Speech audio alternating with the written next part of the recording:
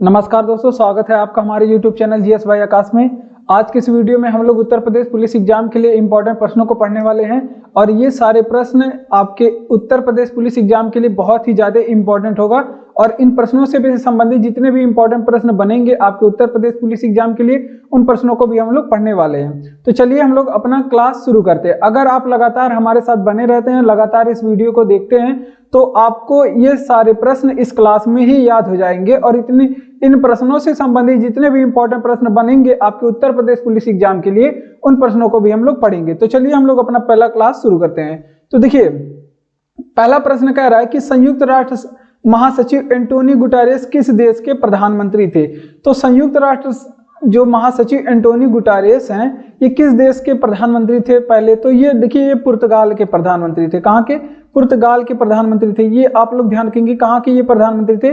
पुर्तगाल के। जो Antonio Guterres हैं, ये एंटोनियो गुटेरेस, तो ये जो हैं ये यूएनओ के तो महासचिव हैं, आप सभी लोग जानते हैं। अब ये वर्तमान समय में भी यूएनओ के महासचिव हैं और इनका ये कहाँ के निवासी हैं? तो ये भी हम आपको बताए थे, ये कहाँ के निवासी हैं? तो ये पुर्तगाल के रहने वाले हैं। कहाँ के? ये पुर्तगाल के रहने वाले हैं। इस वजह से जो है ये कहाँ के प्रधानमंत्री बनेंगे? तो ये पुर्तगाल के प्रधानमंत्री बनेंगे। ठीक, ये आप लोग ध्यान रखेंगे।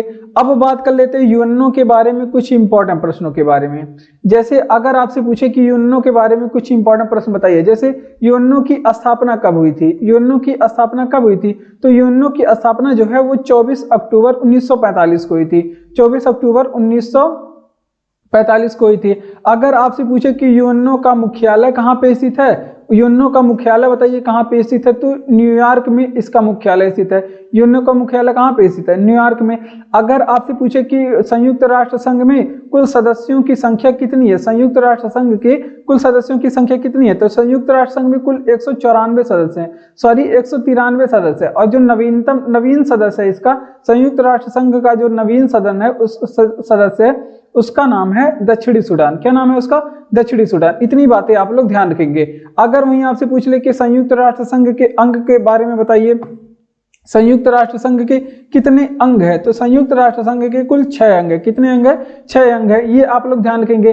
अगर आपसे पूछे कि संयुक्त राष्ट्र संघ के पहले महासचिव कौन थे, अगर आपसे पूछे कि संयुक्त राष्ट्र संघ के पहले महासचिव कौन थे, तो संयुक्त राष्ट्र संघ के जो पहले महासचिव थे उनका नाम है त्रिगवेली। क्या नाम है उनका? त्रिगवेली नाम है। और त्रिगवेली किस देश के रहने वाले हैं? तो ये नॉर्वे के रहने वाले हैं। ठीक, नॉर्वे के रहने वाले। इतनी बातें आपको बताएं। और ये जो वर्तमान समय में जो यहाँ के महासचिव हैं उनका क्या नाम है? Antonio Guterres. ठीक, वर्तमान महासचिव एंटोनियो गुटेरेस इनका नाम है। ठीक, इतनी बातों को आप लोग ध्यान रखेंगे। एक बार फिर से सारे प्रश्नों का हम लोग रिवीजन करेंगे कि संयुक्त राष्ट्र महासचिव एंटोनियो गुटेरेस किस देश के प्रधानमंत्री थे? तो ये किस देश के प्रधानमंत्री थे? तो ये पुर्तगाल के प्रधानमंत्री थे। ठीक, अगर आपसे पूछे कि संयुक्त राष्ट्र संघ के बारे में, स्थापना कब हुआ,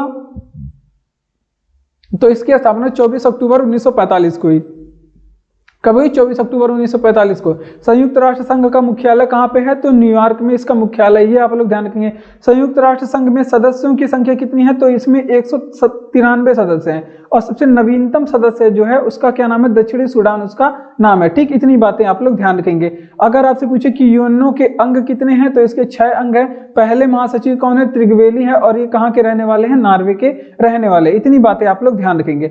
अगला प्रश्न है कि कौन सा अंग इंसुलिन पैदा करता है? कौन सा अंग इंसुलिन पैदा करता है? और ये बायोलॉजी से प्रश्न है। कौन किस सब्जेक्ट से?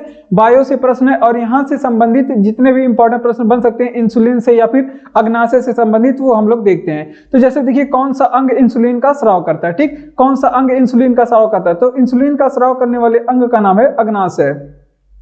क्या नाम है? अग्नाशय इंसुलिन का स्राव करता है। अब इंसुलिन के जो श्रावण का बात है उसमें भी एक लोचा है, उसमें भी लोचा है। क्या लोचा है? अगर आपसे पूछे कि इंसुलिन का अगर अधिक स्राव हो रहा है, अगर इंसुलिन का स्राव जो है वो अधिक हो रहा है, इंसुलिन का अगर आपसे पूछे कि स्राव अल्प स्राव, पहले देख लेते हैं अगर अल्प स्राव होगा तब क्या होगा। अगर आपसे पूछे कि इंसुलिन का अल्प स्राव हो रहा है तो वहां पे क्या समस्या आएंगी? तो देखिए, इंसुलिन के अल्प स्राव को कहते हैं हम लोग इंसुलिन के अल्प स्राव से मधुमेह रोग होता है। कौन सा रोग होता है? मधुमेह नामक रोग होता है जब इंसुलिन का अल्प स्राव होता है। अगर आपसे पूछे कि इंसुलिन का अधिक स्राव हो रहा है तो कौन सा रोग होगा, अगर आपसे पूछे कि इंसुलिन के अधिक स्राव से कौन सा रोग होता है, तो जब इंसुलिन का ज्यादा स्राव होने लगता है शरीर में तो इससे रोग होता है हाइपोग्लाइसीमिया। कौन सा रोग होता है इंसुलिन के अधिक स्राव से? हाइपोग्लाइसीमिया नामक रोग होता है। ठीक, ये चीजें आप लोग ध्यान रखेंगे। हाइपोग्लाइसीमिया नामक रोग इंसुलिन के अधिक स्राव से होता है, ये आप लोग ध्यान रखेंगे। अग्नाशय के बारे में बात कर लें थोड़ी सी, जैसे अग्नाशय के बारे में महत्वपूर्ण बातें आप लोग ध्यान रखेंगे। तो अग्नाशय जो है मानव शरीर की दूसरी सबसे बड़ी ग्रंथि है। मानव शरीर की दूसरी सबसे बड़ी ग्रंथि आपसे पूछे कि कौन सी है, तो अग्नाशय है मानव शरीर की दूसरी सबसे बड़ी ग्रंथि। ठीक, ये आप लोग ध्यान रखेंगे। अगर आपसे पूछे कि अग्नाशय के बारे में थोड़ी एक दो पॉइंट और आप लोग ध्यान रखेंगे। अग्नाशय ये मानव शरीर की सबसे बड़ी मिश्रित ग्रंथि है। कैसी ग्रंथि है? सबसे बड़ी मिश्रित ग्रंथि है। ठीक, और सबसे बड़ी मिश्रित ग्रंथि तो आप लोग जान चुके हैं कि सबसे बड़ी मिश्रित ग्रंथि कौन है, तो अग्नाशय है। लेकिन मिश्रित ग्रंथि कहते किसे हैं? जो अंतःस्रावी ग्रंथि भी होती है, जो अंतःस्रावी के तौर पर तरह काम भी करे, जो अंतःस्रावी ग्रंथि होती है और साथ में साथ वो बहिःस्रावी ग्रंथि भी होती है, उसे क्या कहते हैं? उस ग्रंथि को क्या कहते हैं? उसे कहते हैं, उस ग्रंथि को कहते हैं मिश्रित ग्रंथि। ठीक, ये आप लोग ध्यान रखेंगे। ठीक, तो देख लेते हैं, एक बार फिर से रिवीजन करेंगे सारे प्रश्नों का। देखिए कि कौन सा अंग इंसुलिन पैदा करती है, तो कौन सा अंग इंसुलिन पैदा करती है? अग्नाशय का काम है इंसुलिन पैदा करना, ये आप लोग ध्यान रखेंगे। इंसुलिन का अगर अल्प स्राव होता है तो मधुमेह नामक रोग होता है। कौन सा रोग? मधुमेह नामक। अगर इंसुलिन का अधिक स्राव होता है तो हाइपोग्लाइसीमिया नामक रोग होता है। कौन सा? हाइपोग्लाइसीमिया नामक रोग होता है, ये आप लोग ध्यान रखेंगे। अगर आपसे पूछे कि मानव शरीर की दूसरी सबसे बड़ी ग्रंथि का नाम क्या है, तो मानव शरीर की दूसरी सबसे बड़ी ग्रंथि का नाम अग्नाशय है। क्या नाम है? अग्नाशय। अगर आपसे पूछे कि मानव शरीर की सबसे बड़ी मिश्रित ग्रंथि का नाम बताइए, तो वो है मानव शरीर की सबसे बड़ी मिश्रित ग्रंथि, दूसरी सबसे बड़ी ग्रंथि जो है अग्नाशय है। अगर आपसे पूछे कि मानव शरीर की सबसे बड़ी ग्रंथि बताइए, तो उसका क्या नाम हो जाएगा? यकृत हो जाएगा। क्या नाम होगा? यकृत। अगर आपसे पूछे कि मानव शरीर की मिश्रित ग्रंथि किसे कहते हैं? सबसे बड़ी मिश्रित ग्रंथि क्या है, तो अग्नाशय मानव शरीर की सबसे बड़ी मिश्रित ग्रंथि। लेकिन अगर आपसे पूछे कि मानव शरीर की मिश्रित ग्रंथि किसे कहते हैं, तो मिश्रित ग्रंथि जो अंतःस्रावी भी होता है और बहिःस्रावी भी होता है, उस ग्रंथि को क्या बोलते हैं? मिश्रित ग्रंथि बोलते हैं। अगर केवल पूछे कि मानव शरीर की सबसे बड़ी अंतःस्रावी ग्रंथि पूछे तो थायराइड हो जाएगी। अगर मानव शरीर की सबसे बड़ी बहिःस्रावी ग्रंथि पूछे तो यकृत हो जाएगी। क्या हो जाएगी? यकृत हो जाएगी। इतनी बातें आप लोग ध्यान रखेंगे। आपके बायो की दृष्टि से यहाँ पे जितने भी प्रश्न इंपॉर्टेंट बनेंगे वो हमने आपको बताया। देखिए, कौन अधातु कक्षीय ताप में द्रव अवस्था में रहता है? अब अधातु की बात करें कि जो कक्षीय ताप में द्रव अवस्था में रहता है, उस प्रश्न की बात कर रहे हैं। तो देखिए इसके बारे में देख लेंगे। तो ब्रोमीन ऐसी अधातु है, यहाँ पे नोट करेंगे कि ब्रोमीन ऐसी अधातु है जो कक्षीय ताप में द्रव अवस्था में रहती है। ठीक, ये आप लोग ध्यान रखेंगे। ब्रोमीन ऐसी अधातु है जो कक्षीय ताप में किस अवस्था में रहती है? द्रव अवस्था में रहती है। ठीक, ये आप लोग ध्यान रखेंगे। अब बात करते हैं ब्रोमीन के बारे में। तो ब्रोमीन जो है एक सक्रिय तत्व है। ब्रोमीन कैसा तत्व है? ब्रोमीन जो है एक सक्रिय तत्व है। ठीक, ये आप लोग ध्यान रखेंगे। ब्रोमीन कैसा तत्व है? एक सक्रिय तत्व, ये आप लोग ध्यान रखेंगे। और ब्रोमीन के बारे में बात करें, अगर आपसे पूछे कि इसकी परमाणु संख्या कितनी होती है, ब्रोमीन की बात करें तो ब्रोमीन की बात करें, अगर केवल आपसे पूछे कि इसकी उपयोग कहाँ पे किया जाता है, ब्रोमीन का उपयोग कहाँ पे किया जाता है, तो ब्रोमीन का उपयोग एक तो फोटोग्राफी में करते हैं। ब्रोमीन का उपयोग कहाँ कहाँ पे करते हैं? ब्रोमीन का उपयोग फोटोग्राफी में करते हैं। कहाँ पे? फोटोग्राफी में करते हैं। और साथ में साथ इसको औषधि बनाने में भी इसका प्रयोग होता है। कहाँ पे? औषधि निर्माण में भी इसका प्रयोग होता है। तो इतनी बातें आप लोग ध्यान रखेंगे। ठीक, अब कुछ चीजें और देख लेते हैं। जैसे अगर आपसे पूछे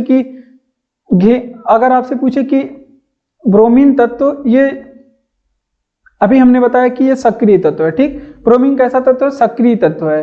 ठीक, और यहाँ पे एक बात लिखा है अधातु, यहाँ पे देख सकते हैं आप लोग अधातु लिखा है। तो अधातुओं के बारे में कुछ चीजें हम लोग देखते हैं। जैसे अगर कोई भी धातु अधातु है, अगर आपसे पूछे कि अधातुओं के बारे में, तो अधातु जो होते हैं वो उष्मा के कुचालक होते हैं। उष्मा के अधातु तत्व जितने भी होते हैं उष्मा एंड विद्युत के कुचालक होते हैं। ये भी आप लोग ध्यान रखेंगे, उष्मा एंड विद्युत के कुचालक होते हैं। ठीक, इतनी बातें आप लोग ध्यान रखेंगे। जबकि एक अपवाद में आप लोग ध्यान रखेंगे, अपवाद स्वरूप एक याद रखेंगे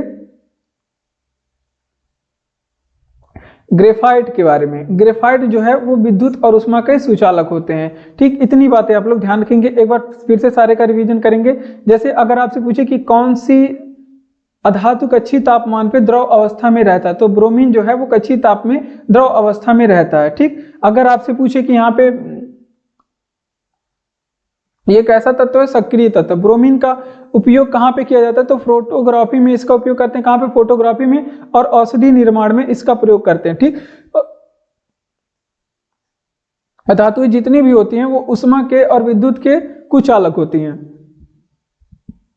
अपवाद में आप लोग याद रखेंगे ग्रेफाइट को। बढ़ते हैं अपने अगले प्रश्न की ओर।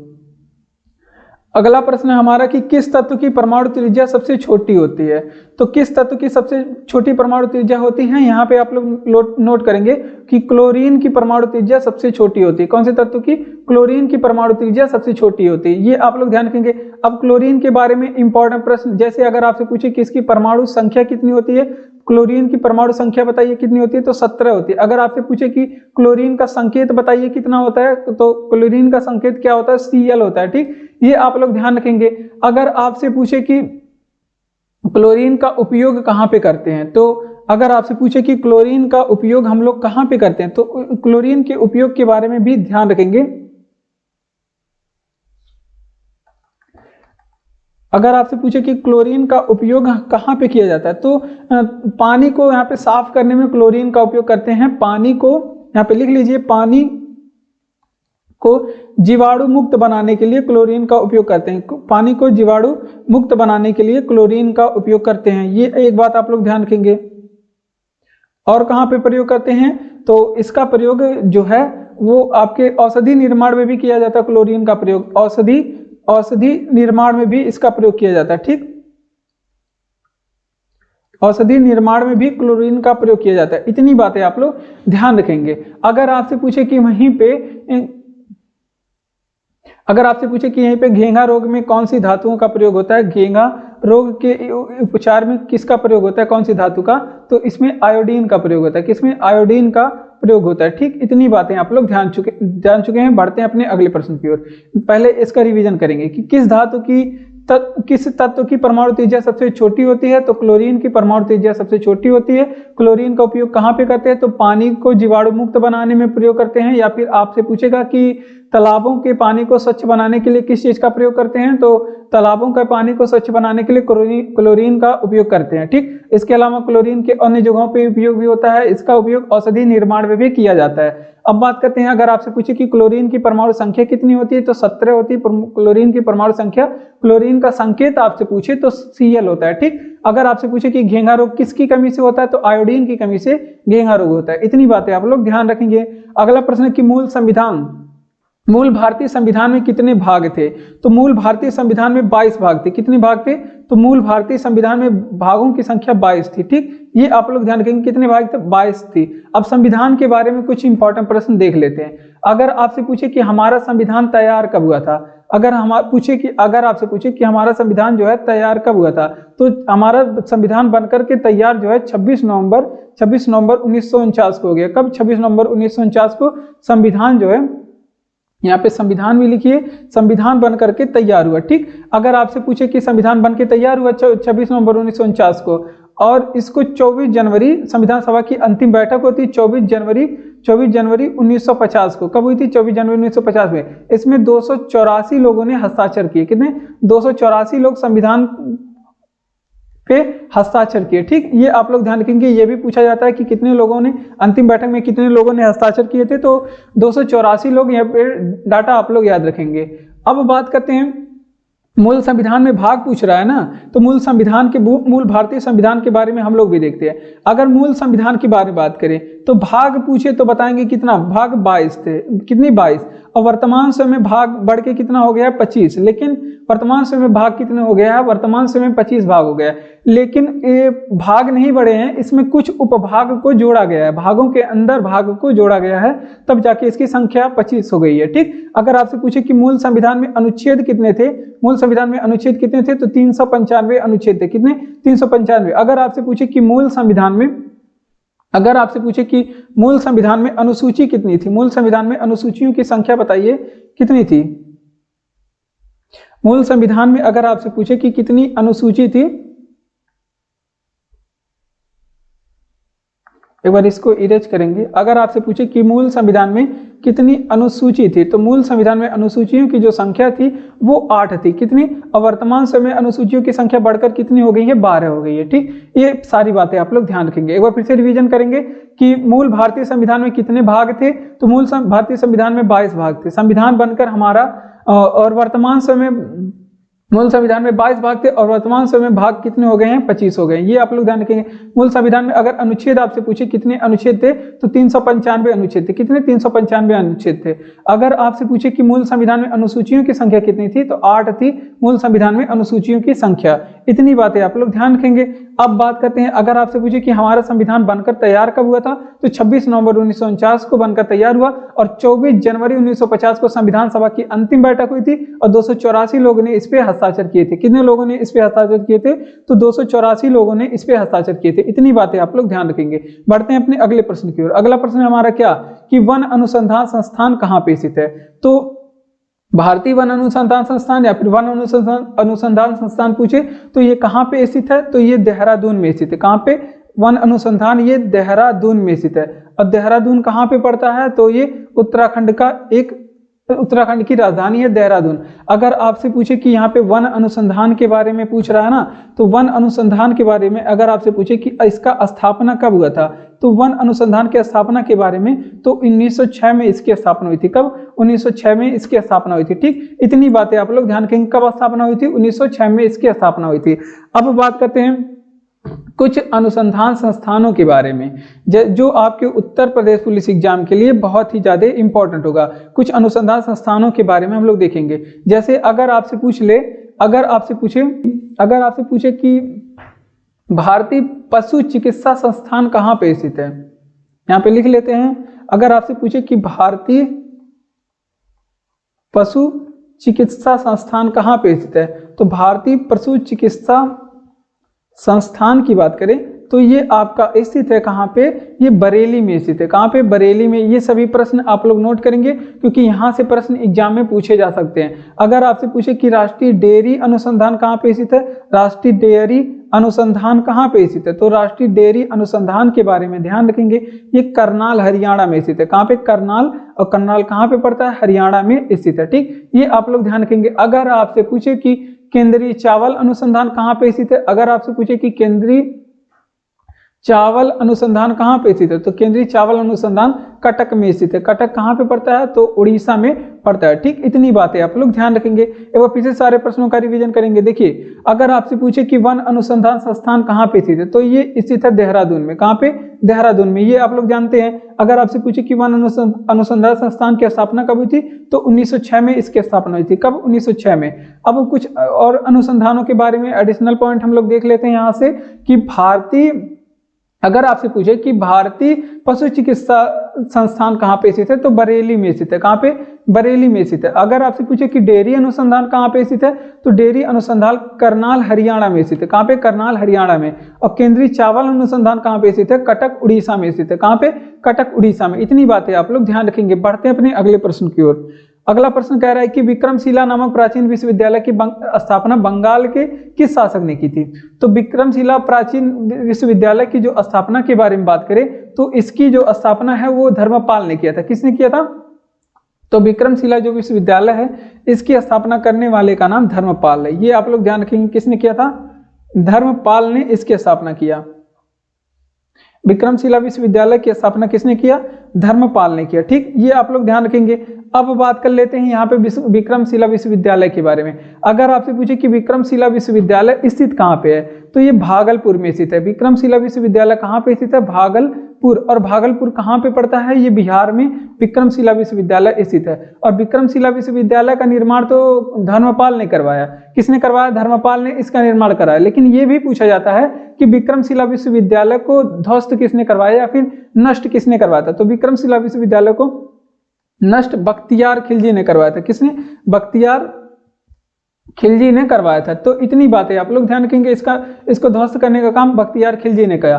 अगर आपसे एक और विश्वविद्यालय के बारे में हमने बताया था, नालंदा विश्वविद्यालय के बारे में, अगर आपसे पूछे कि नालंदा विश्वविद्यालय, जो कि एग्जाम में कई बार पूछा गया है नालंदा विश्वविद्यालय के बारे में, क्योंकि ये सभी फेमस विद्यालय हैं भारत के जो एग्जाम में बार बार पूछे जाते हैं। नालंदा विश्वविद्यालय सबसे पहले यही पूछा जाता है कि इसका निर्माण किसने करा था, तो नालंदा विश्वविद्यालय का निर्माण कुमारगुप्त ने किया था। किसने? कुमारगुप्त ने किया था। अगर आपसे पूछे कि नालंदा विश्वविद्यालय को आगे चल के नष्ट करवा दिया था, किसने करवाया था, तो यही बख्तियार खिलजी ने इसे भी नष्ट करवाया था। किसने? बख्तियार खिलजी ने नालंदा विश्वविद्यालय को नष्ट करवाया था। और बख्तियार खिलजी की बात करें, ये अगर आपसे पूछे कि इसका किसका गुलाम था, बख्तियार खिलजी किसका गुलाम था, तो ये गोरी का गुलाम था। किसका? गोरी का गुलाम था, मोहम्मद गोरी का गुलाम था। ठीक, ये भी आप लोग ध्यान रखेंगे, ये किसका गुलाम था, मोहम्मद गोरी का गुलाम था। इतनी बातें आप लोग ध्यान रखेंगे। तो एक बार फिर से रिवीजन करेंगे कि विक्रमशिला नामक प्राचीन विश्वविद्यालय की स्थापना बंगाल के किस शासक ने किया, तो इसकी स्थापना धर्मपाल ने किया। किसने? धर्मपाल ने किया। अगर आपसे पूछे कि विक्रमशिला विश्वविद्यालय कहाँ पे स्थित है, तो भागलपुर बिहार में स्थित है। कहाँ पे?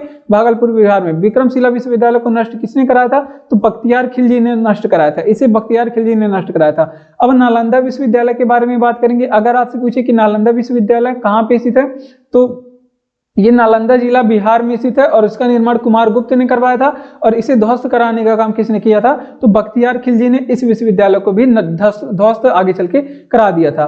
अगला प्रश्न मोस्ट इंपॉर्टेंट प्रश्न है आपके उत्तर प्रदेश पुलिस एग्जाम के लिए, और ये सारे प्रश्नों के लिए, सारे एग्जामों के लिए इंपॉर्टेंट प्रश्न है, क्योंकि नगर पालिका और पंचायती राज से एग्जाम में, सारे एग्जाम में प्रश्न पूछे जाते हैं। तो ये आप लोग ध्यान रखेंगे इस प्रश्न को। देखिए, कह रहा है कि किस भाग में पंचायती राज व्यवस्था का प्रावधान है, तो पंचायती राज व्यवस्था के प्रावधान की बात करें तो इसका प्रावधान है भाग 9 में। किस में है? भाग 9 में। ठीक, ये आप लोग ध्यान रखेंगे।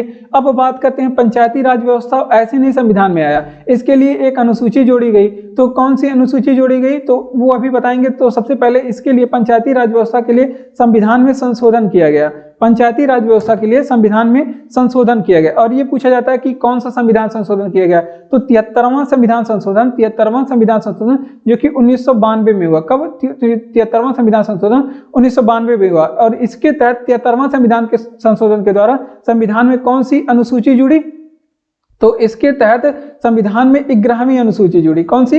11वीं अनुसूची। और यह भी पूछा जाता है कि 11वीं अनुसूची में पंचायती राज व्यवस्था में काम करने के लिए कितने विषय दिए गए हैं। 11वीं अनुसूची में पंचायती राज व्यवस्था के में काम करने के लिए कितने विषय दिए गए हैं, तो इसमें काम करने के लिए जो है आपके 29 विषय दिए गए। कितने? 29 विषय दिए गए हैं। ये भी आप लोग ध्यान रखेंगे, ये भी बात आप लोग ध्यान रखेंगे। अगर आपसे पूछे कि पंचायत, वो 73वां संविधान संशोधन 1992 में हुआ, लेकिन 73वां संविधान संशोधन ये लागू कब हुआ था, तो ये 24 अप्रैल 73वां संविधान संशोधन जो है वो 24 अप्रैल 1993 को लागू हुआ था। कब? 1993 को। इसी दिन, इसी वजह से हम लोग 24 अप्रैल को कौन सा दिवस मनाते हैं, इसीलिए हम लोग 24 अप्रैल को पंचायती राज दिवस मनाते हैं। कौन सा दिवस? पंचायती राज दिवस मनाते हैं। इतनी बातें आप लोग ध्यान रखेंगे।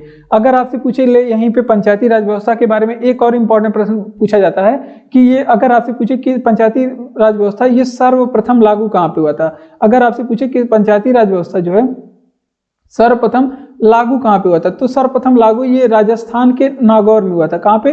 राजस्थान के नागौर में हुआ था। अब ये राजस्थान का नागौर स्थान पे पंचायती राज व्यवस्था सबसे पहले लागू हुआ था। अब कब लागू हुआ था, तो 1959 में लागू हुआ था। कब? 1959 में। तो इतनी बातें यहाँ पे आप लोग ध्यान रखेंगे, 1959 में ये लागू हुआ था। तो एक बार फिर से रिवीजन करेंगे, किस भाग में पंचायती राज व्यवस्था का प्रावधान है, तो भाग 9 में पंचायती राज व्यवस्था दिया गया। किस भाग में? भाग 9 में पंचायती राज व्यवस्था दिया गया। और पंचायती राज व्यवस्था के लिए संविधान में कौन सा संशोधन किया गया, तो इसके लिए 73वां संविधान संशोधन किया गया जो कि 1992 में हुआ था। और 73वां संविधान संशोधन के तहत संविधान में 11वीं अनुसूची को जोड़ा गया। कौन सी अनुसूची को जोड़ा गया? 11वीं अनुसूची को। और 11वीं अनुसूची में काम करने के लिए ग्राम पंचायत में कितने विषय दिए गए हैं, तो इसमें काम करने के लिए 29 विषय दिए गए हैं। और 73वां संविधान संशोधन लागू कब हुआ? 24 अप्रैल 1993 को लागू हुआ। और इसीलिए हम लोग 24 अप्रैल को पंचायती राज दिवस मनाते हैं। और जो है बात करें कि पंचायती राज व्यवस्था सबसे पहले कहाँ पे लागू हुआ, तो राजस्थान के नागौर में 1959 को ही लागू हुआ था। ठीक, ये सारी बातें आप लोग ध्यान रखेंगे। ठीक, बात करते हैं न्यूमिस्मेटिक में किसका अध्ययन करते हैं, तो न्यूमिस्मेटिक में अगर आपसे पूछे किसका अध्ययन करते हैं, तो इसमें सिक्कों का अध्ययन करते हैं। न्यूमिस्मेटिक में किसका अध्ययन करते हैं, तो ये आप लोग ध्यान रखेंगे, इसमें सिक्कों का अध्ययन किया जाता है, न्यूमिस्मेटिक में किसका अध्ययन किया जाता है, तो सिक्कों का इसमें अध्ययन किया जाता है। इतनी बातें आप लोग ध्यान रखिएगा। अब बात करते हैं कुछ अध्ययनों के बारे में जो कि विज्ञान की कुछ शाखाओं के बारे में हमारे एग्जाम में पूछे जाते हैं कि किस शाखाओं में किस चीज का अध्ययन किया जाता है। जैसे अगर आपसे पूछे कि विज्ञान की एक शाखा है जिसे कहते हैं माइकोलॉजी, विज्ञान की एक शाखा है जिसे कहते हैं माइकोलॉजी, और माइकोलॉजी में अगर आप लोग बताएंगे किसका अध्ययन करते हैं, तो माइकोलॉजी में कवकों का अध्ययन करते हैं। किसमें का? कवक का अध्ययन किसमें करते हैं? माइकोलॉजी में। अगर आपसे पूछे कि विज्ञान की शाखा में फाइकोलॉजी में किस चीज का अध्ययन करते हैं, फाइकोलॉजी में किस चीज का अध्ययन करते हैं, तो फाइकोलॉजी में शैवालों का अध्ययन करते हैं। किसका अध्ययन करते हैं?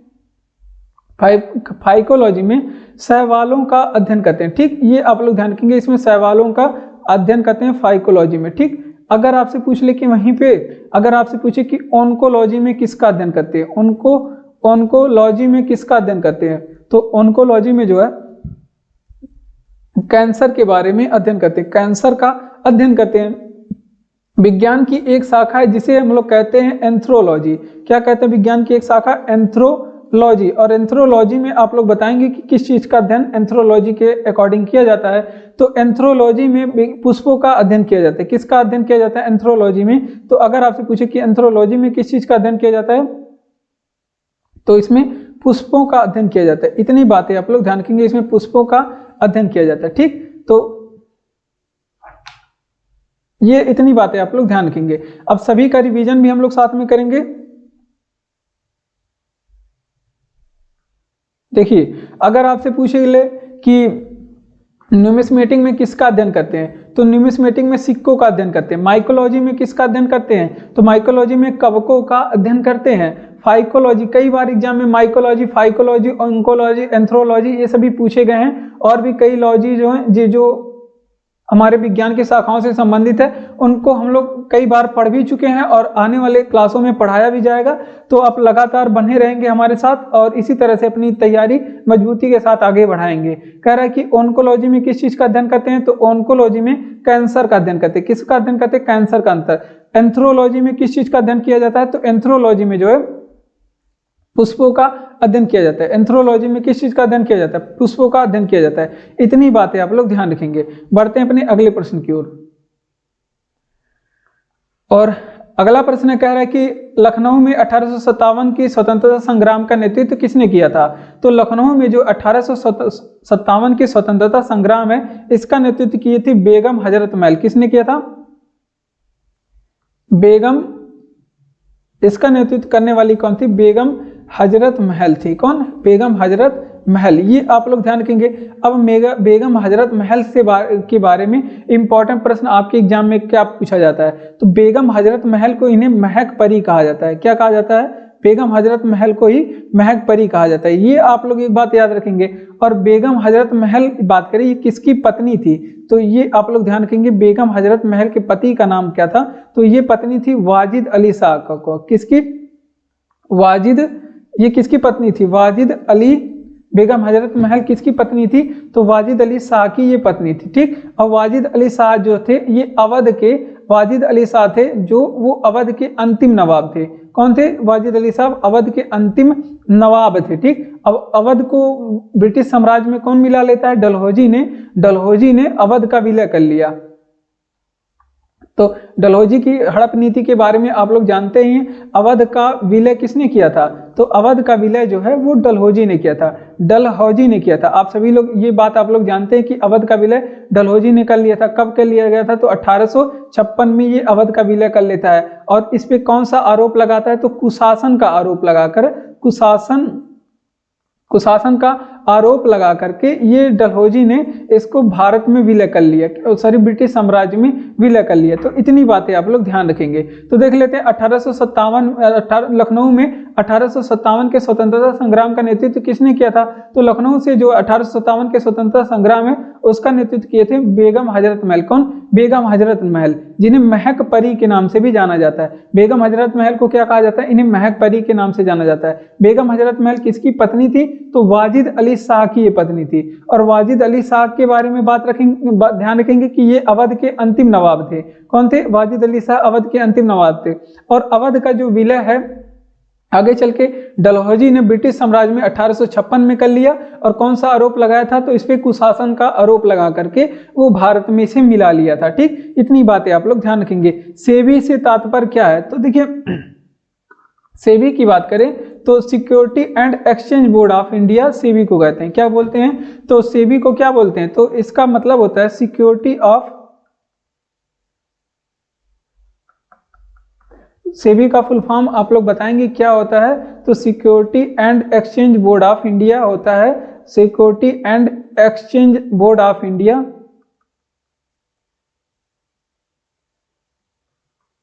Security and exchange board of India, ये इसकी फुल फॉर्म होती है। ठीक, ये आप लोग ध्यान रखेंगे। अब सेबी के बारे में इंपॉर्टेंट प्रश्न जो हमारे एग्जाम में पूछे जाते हैं उसको हम लोग पढ़ते हैं। अगर आपसे पूछ ले कि वहीं पे सेबी की स्थापना कब हुई थी, तो सेबी की स्थापना के बारे में अगर पूछे तो इसकी स्थापना आप लोग बताएंगे 22 अप्रैल। सेबी की स्थापना कब हुई थी, 22 अप्रैल 1988 को हुई थी। कब हुई थी, 1988 को।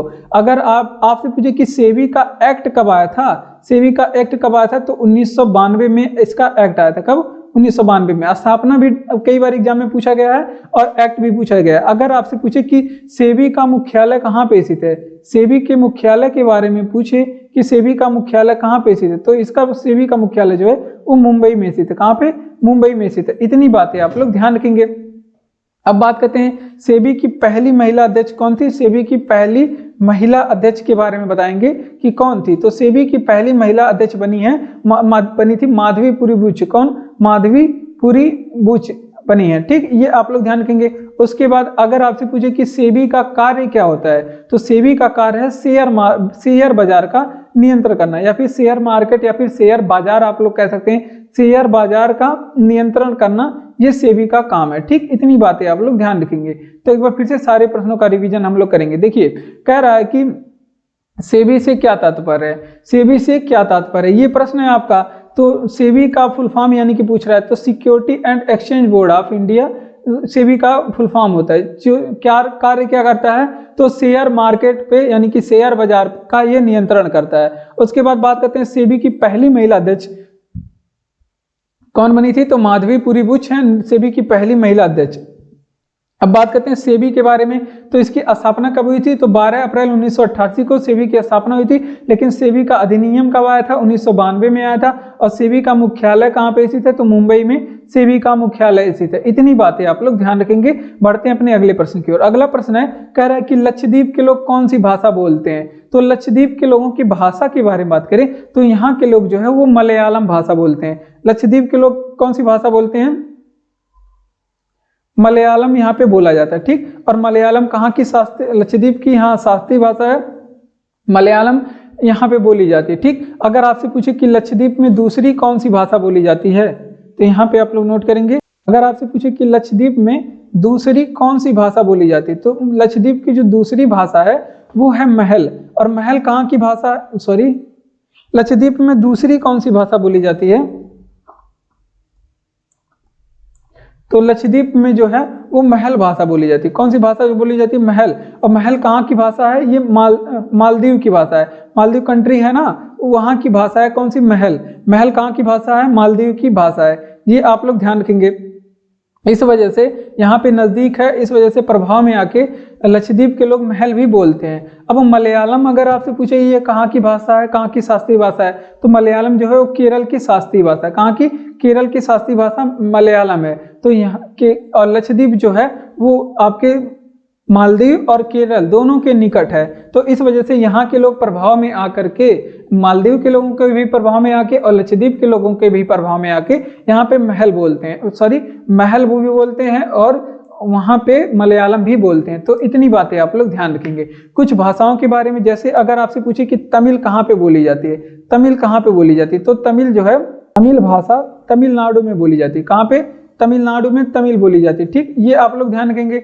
अगर आपसे पूछे कि कन्नड़ कहाँ पे बोली जाती है, कन्नड़ कहाँ पे बोली जाने वाली भाषा है, तो कन्नड़ जो है वो कर्नाटक में बोली जाने वाली भाषा। कहाँ पे, कर्नाटक में बोली जाने वाली भाषा है। अगर आपसे पूछे कि तेलुगु कहाँ के लोग बोलते हैं, तेलुगु कहाँ के लोग बोलते हैं, तो तेलुगु जो है वो आंध्र प्रदेश के लोग बोलते हैं। कहाँ के, आंध्र प्रदेश के लोग कौन सी भाषा बोलते हैं? तेलुगु बोलते हैं। ठीक, इतनी बातें आप लोग ध्यान रखिएगा। वहीं अंग्रेजी पूछ ले तो अंग्रेजी कौन सी राज्यों में बोली जाती है? तो यहाँ पे नागालैंड में बोली जाती है अंग्रेजी। कहाँ पे? नागालैंड। आप लोग ध्यान रखिएगा, यहाँ पे अंग्रेजी बोली जाती है। तो एक बार फिर से सारे प्रश्नों का रिवीजन करेंगे कि लक्षद्वीप के लोग कौन सी भाषा बोलते हैं? तो लक्षद्वीप के लोग मलयालम बोलते हैं। और फिर लक्षद्वीप के लोग दूसरी भाषा कौन सी बोलते हैं? तो यहाँ पे महल भी बोला जाता है। महल और मालदीव की भाषा है। और जबकि मलयालम की बात करें तो ये केरल की भाषा है। तमिल, अगर आपसे पूछे कि तमिल कहाँ पे बोली जाने वाली भाषा है, तो तमिल जो है तमिलनाडु में बोली जाती है। कन्नड़ पूछे कहाँ पे बोली जाती है? कर्नाटक में बोली जाती है। तेलुगु कहाँ पे बोली जाती है? आंध्र प्रदेश में बोली जाती है। अंग्रेजी की बात करें तो ये नागालैंड में बोली जाने वाली भाषा है।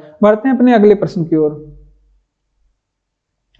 अगला प्रश्न है और ये साइंस से संबंधित प्रश्न है और जो आपके उत्तर प्रदेश पुलिस एग्जाम के लिए इंपॉर्टेंट होगा। यहाँ से जितने भी इंपॉर्टेंट प्रश्न बनेंगे वो हम आपको बताते हैं।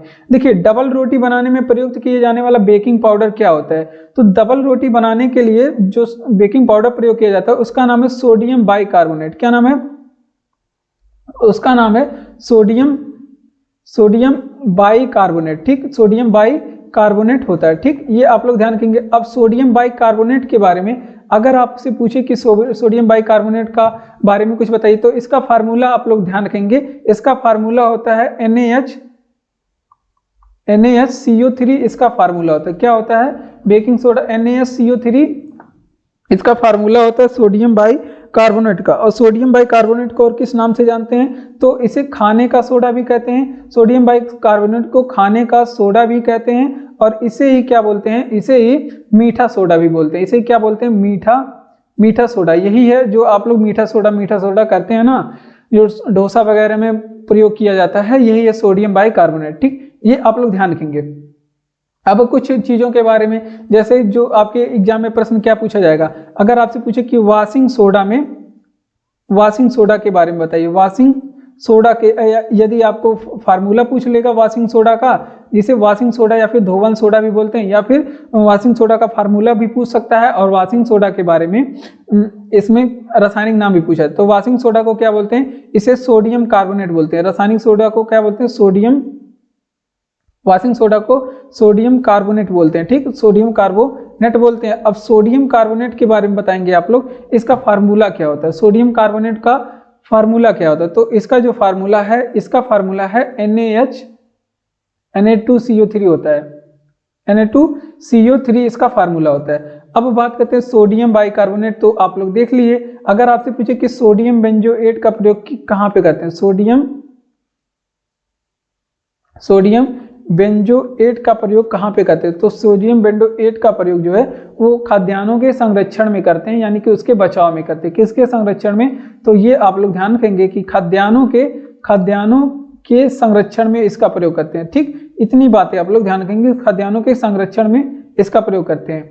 अब बात कर लेते हैं, इसका रिवीजन करेंगे पहले। तो देखिए, डबल रोटी बनाने में प्रयुक्त किए जाने वाला बेकिंग पाउडर क्या होता है? तो डबल रोटी बनाने के लिए सोडियम बाइकार्बोनेट का प्रयोग करते हैं और जिसका फार्मूला क्या होता है? NaHCO3 होता है। क्या होता है? NaHCO3। और जिसे खाने का सोडा भी बोलते हैं, इसे मीठा सोडा भी बोलते हैं। अब बात करते हैं वाशिंग सोडा के बारे में। तो वाशिंग सोडा यहाँ पे पूछ रहा है कि वाशिंग सोडा का, तो इसे सोडियम कार्बोनेट बोलते हैं। क्या बोलते हैं? सोडियम कार्बोनेट बोलते हैं। और इसका फार्मूला क्या होता है? Na2CO3 इसका फार्मूला होता है। अगर आपसे पूछे कि सोडियम बेंजोएट का प्रयोग किस चीज में करते हैं, तो सोडियम बेंजोएट का प्रयोग खाद्यान्नों के संरक्षण में करते हैं, यानी कि जो खाने पीने वाली वस्तुएं होती हैं उनके बचाव में प्रयोग करते हैं। अगला प्रश्न है कि पेसो किस देश की मुद्रा है?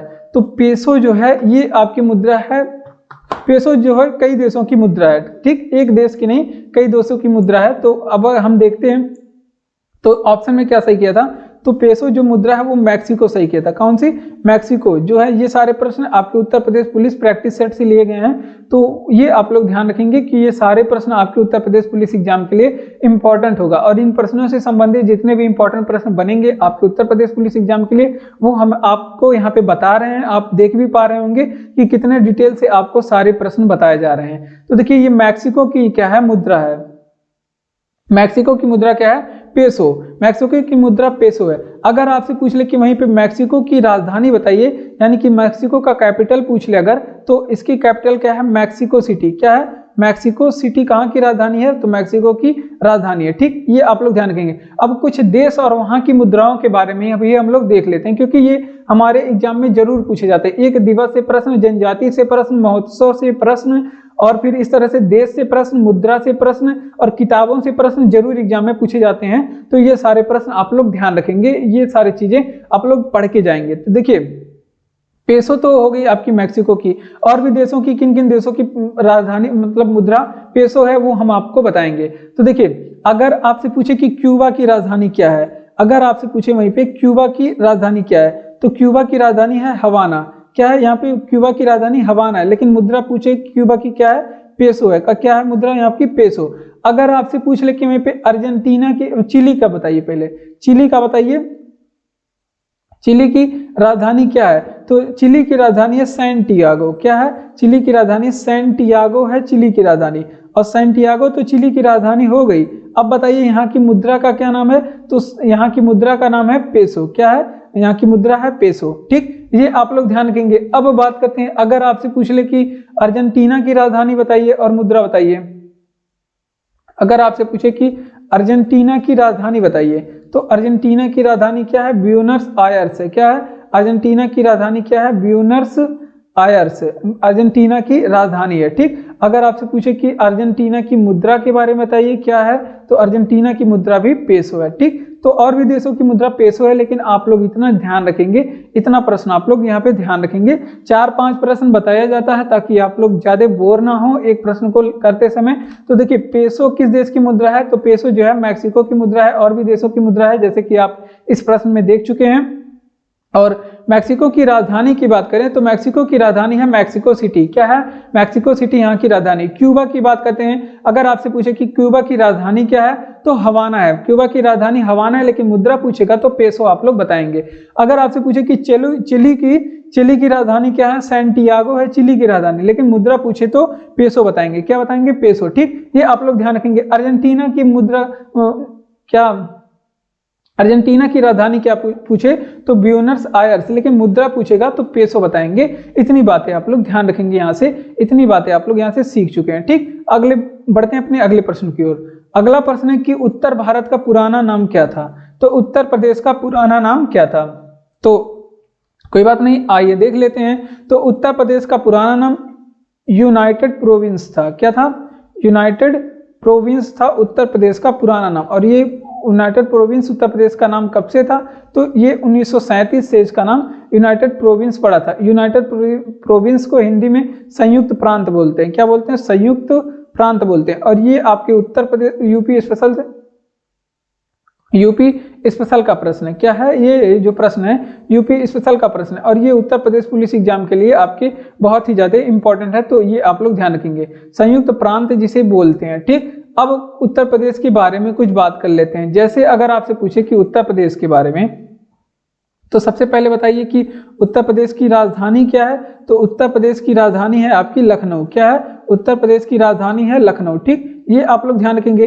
अगर आपसे पूछे कि उत्तर प्रदेश के बारे में, तो उत्तर प्रदेश की अगर आपसे पूछे कि राजकीय भाषा क्या है, अगर आपसे पूछे कि उत्तर प्रदेश की राजकीय भाषा के बारे में बताइए क्या है, तो उत्तर प्रदेश की राजकीय भाषा है, पहले 1947 से जो यहाँ पे राजकीय भाषा है वो हिंदी है। उत्तर प्रदेश की 1947 से राजकीय भाषा हिंदी है, लेकिन अगर 1989 से यहाँ की राजभाषा, साथ में 1989 में यहाँ की राजभाषा उर्दू भी हो गई। ठीक, तो इतनी ये भी बातें आप लोग ध्यान रखेंगे। अगर आपसे पूछे कि उत्तर प्रदेश की स्थापना कब हुई थी, उत्तर प्रदेश की स्थापना जो कि एग्जाम में पूछा भी गया है, तो इसकी स्थापना जो है वो 24 जनवरी, अगर आपसे पूछे उत्तर प्रदेश की स्थापना 24 जनवरी 1950 को हुई थी। इसी दिन संविधान सभा की अंतिम बैठक भी हुई थी, अभी हमने थोड़ा देर पहले आप लोग को बताया। अगर आपसे पूछे कि उत्तर प्रदेश का क्षेत्रफल कितना है, तो 2,43,000, यहाँ पे 2,43,286 किलोमीटर यहाँ पे इसका क्षेत्रफल है। 2,43,286 किलोमीटर इसका जो है किलोमीटर स्क्वायर इसका क्षेत्रफल है। तो इतनी बातें उत्तर प्रदेश से आप लोग ध्यान रखेंगे, सारे प्रश्नों का रिवीजन करेंगे। तो देखिए, तो सबसे पहले उत्तर प्रदेश का पुराना नाम क्या था? तो यूनाइटेड प्रोविंस उत्तर प्रदेश का पुराना नाम। अब कब से ये नाम पड़ा? तो 1937 से ये नाम पड़ा। और बात करते हैं संयुक्त प्रांत उत्तर प्रदेश का नाम कब से है? 1937 से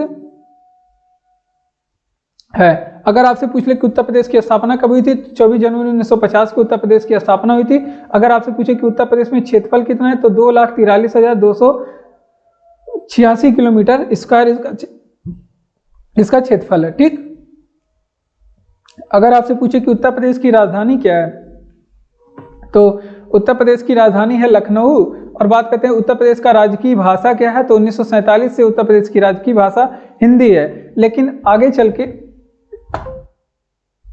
उर्दू भी इसकी राजकीय भाषा हो गई 1989 से।